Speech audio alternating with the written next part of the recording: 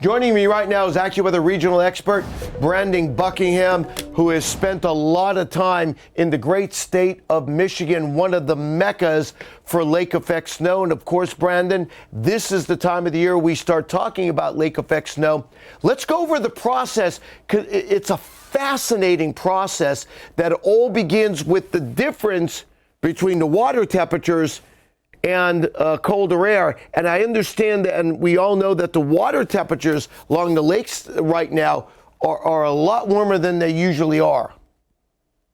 Yeah, absolutely, Bernie. This time of year, we're running ahead of pace of the record warmest lake temperatures that we've ever seen that actually occurred in 2016. So this upcoming event that will just add extra fuel to these lake effect snow showers and squalls that we expect over the coming days beyond the Thanksgiving holiday. This cold air just coming on down from Canada, riding over those relatively warm lakes, creates a very unstable atmosphere that is just primed to produce lake effect snow. Now, and then as it moves inland, then it becomes the wind direction that then determines the areas that get hit the hardest. Yeah, absolutely. It comes down to a matter of degrees of that wind direction. Just very slight and subtle changes of that wind direction will realign those lake effect snow bands and really just focus that heaviest snow in very specific locations based on that wind.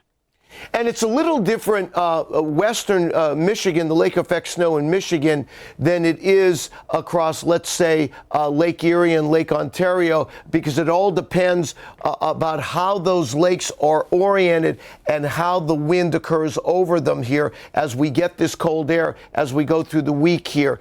Let's talk about the western lakes first, Brandon, because the way in which Lake Michigan sits and the way the wind direction occurs, you tend to get multiple bands instead of a single band. Explain. Yeah, that's right. For Lake Michigan, for example, because the orientation of the lake is more north-south, you don't get quite as long of a fetch compared to Lake Erie, Ontario, or in certain cases, Lake Superior. So you get kind of weaker but more broad coverage of that lake effect snow versus, well, depending on the wind direction, Lake Superior, and again, the eastern lakes, you get more of that westerly wind, northwesterly wind, or in Erie's case, southwest winds that can really just focus those bands in a very tight band, very intense snowfall. Yeah, in fact, when you get into those single bands of lake effect snow, talk about what conditions are like within those bands, Brandon. It can be almost downright scary, Bernie, with zero visibility, snowfall rates at times 2 to 4 inches per hour. It's, nearly impossible to travel through. It's really just best case to sit at home and ride those ones out. And Brandon, talk about why is it the early part of the year? Why is it November and December that's lake effect snow season? And then it shuts off in the winter. It's kind of an easy explanation, but I think it gets lost sometimes on why we get the lake effect snow in the early part of winter.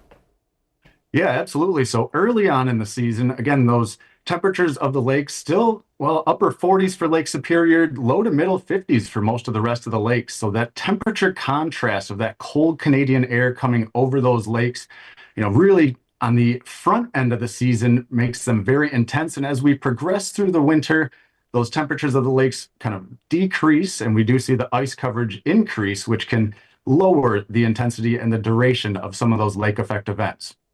AccuWeather regional expert Brandon Buckingham, thanks for joining us here, Brandon. Batten down the hatches. Here comes lake effect snow. And easily, Brandon, this is the most widespread and heaviest event we've seen so far this season. Absolutely. Yeah, this is the first one of the year. I'm just hoping it doesn't catch any travelers after the Thanksgiving holiday off guard. All right. Brandon Buckingham, our regional expert and expert on lake effect snow, thanks for joining us here this morning.